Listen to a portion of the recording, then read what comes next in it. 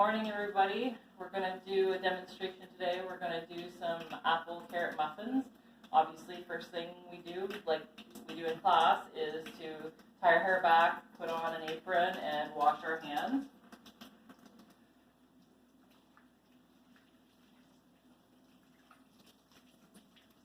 Okay, next thing we're going to do is preheat our oven. So 350, and we're going to check and make sure that our racks are in the middle of the oven because we want to always cook as close to the center as possible. Next thing we're going to do is, as we always do, measure dry and wet ingredients separately. So I'm going to start with the dry. Just checking my recipe here. And with the flour, we want 1 1/3 cups of flour. Remembering that we're going to use our proper technique to measure, fill the cup, and then we'll level it off. There's 1, and 1/3.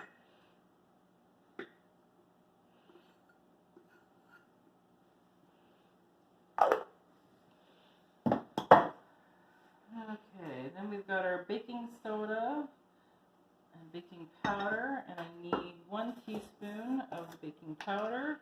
Find my teaspoons. Again, using our technique, filling, leveling off with a flat edge. I don't know if you can see that. There's some chunks in here, so I'm going to try and smooth it out and then level it off. Try and get a good amount. But this is why it's really important that we have to mix this stuff together so that we don't get a large chunk afterwards when we go to eat our muffins. Okay, baking soda. I needed a 1/2 teaspoon of that.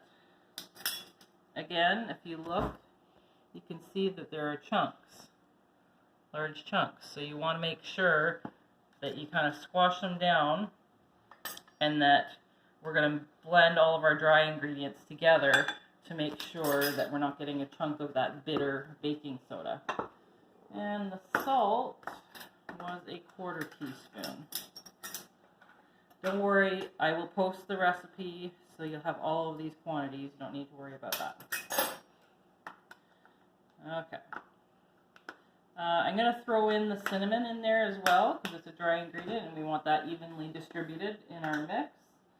And that was 1 teaspoon of cinnamon.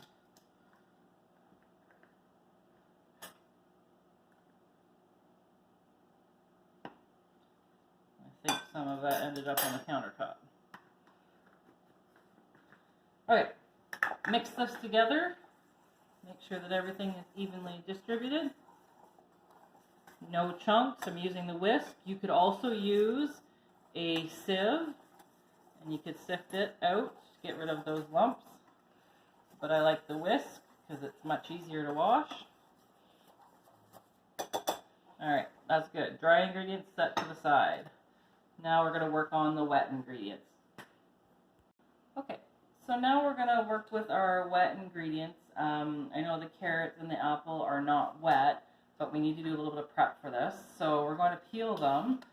And normally people peel in one direction like this, but if you want to go a little bit faster, you can go in both directions and it gets done twice as quick.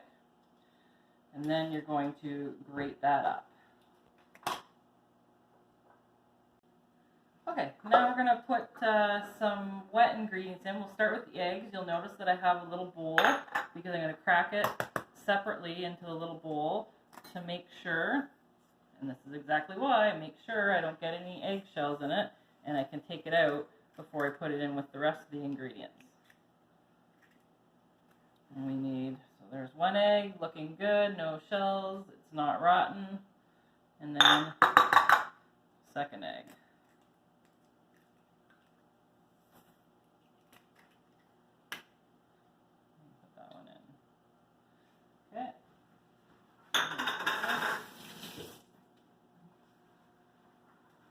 Okay, Then we're going to measure out our vegetable oil. Make sure you're using a liquid measure and we're using the proper technique. We need a half a cup.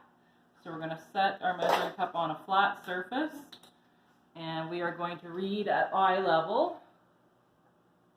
So we make sure that we get the half cup.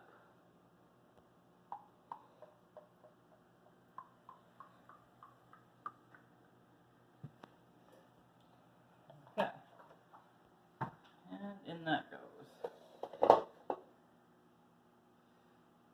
And then we've got a half a cup of sugar here that I didn't add with the dry ingredients.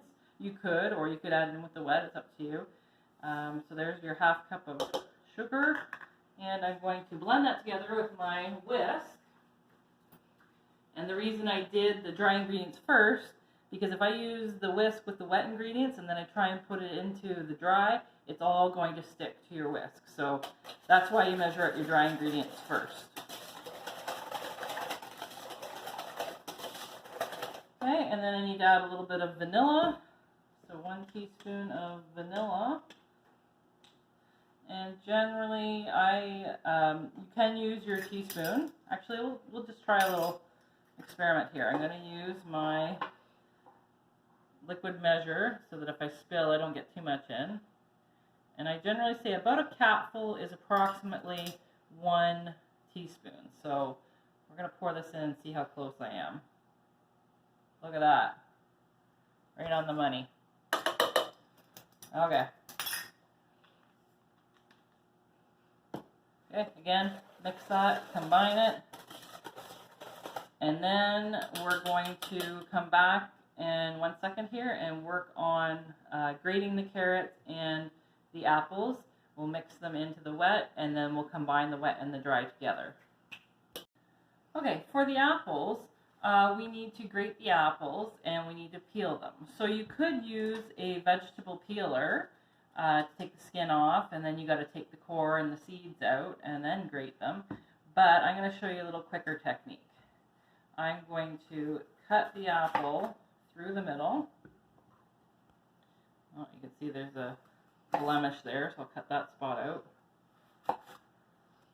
Then I'm going to, after I quarter them, I'm going to turn it onto its side and I'm going to cut out the core. And that part I'm going to get rid of.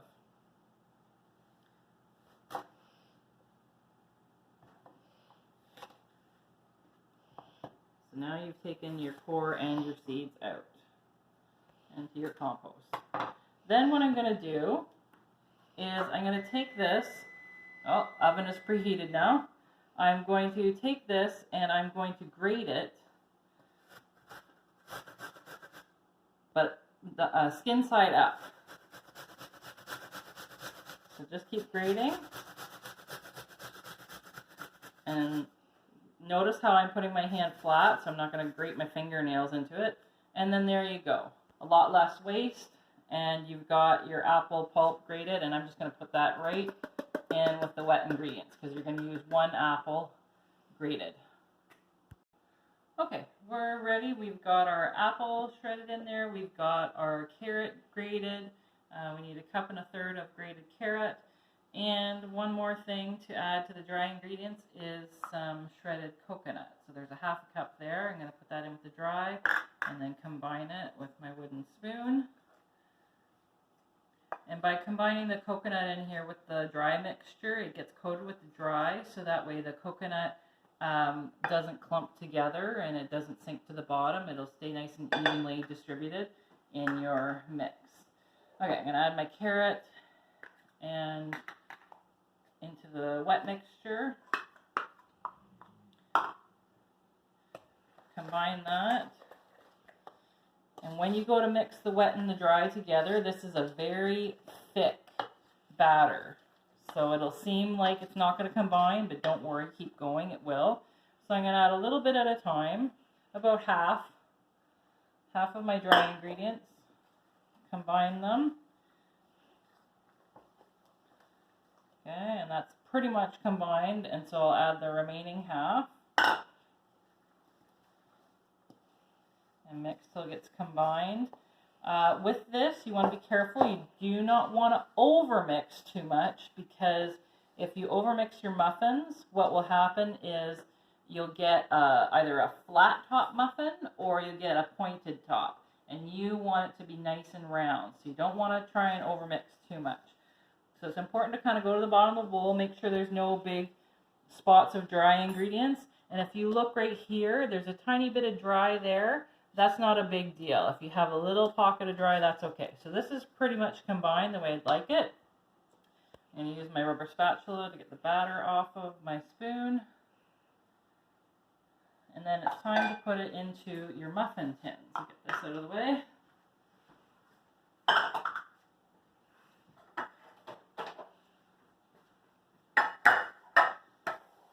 So, with your muffin tins, you can use a paper liner to line the muffin tin, but if you don't have any of these, that's okay. Another good substitute would be to grease your pan. You can either smear some margarine or butter in it, or if you have a non-stick cooking spray like this, you could do that as well. I would recommend, if you're going to use non-stick cooking spray, that you spray it over your sink, because this is oil, and if you spray it and it ends up on the floor, it's going to be really slippery, so someone could slip and fall. I'm not going to use anything because I'm using a non-stick pan, and with the half cup oil in our mixture, it's going to do a pretty good job of not sticking. But if you do not have a non-stick pan, then you definitely need to grease it with either non-stick spray or use the paper liner. Okay, now that I'm ready to put them into the muffin tins, I'm going to use the ice cream scoop, so that way all my muffins are going to end up being the same size. If you don't have an ice cream scoop, you can just use a couple of spoons, or you could use a measuring cup, and so you know you're getting the same amount into each one. And I can't remember what the recipe says. I think it says it makes 12, but those would be 12 smaller ones. I like my muffins a little bit bigger, and if I'm doing them this size, generally I get about 8 or so out of the batch. So I'm just going to keep scooping. And I like to fill the inside tins first, because at the end, if you're using an oven mitt and it's kind of similar to this, it's hard to grip on here and you don't want to like squish one of your muffins down. So I try to leave maybe a corner one or a side one empty if you're not going to fill up the whole thing. And then that way it's a good spot for your oven mitt to grab a hold of. Okay, so I've got 8 here, and I've got a little bit left in my bowl. So this is where your rubber spatula comes in handy to make sure you get all the batter out. I'm just going to put it into my ice cream scoop. So there's about 1 extra muffin. So I'm going to get 9 out of this one. I'll put this in the last corner here.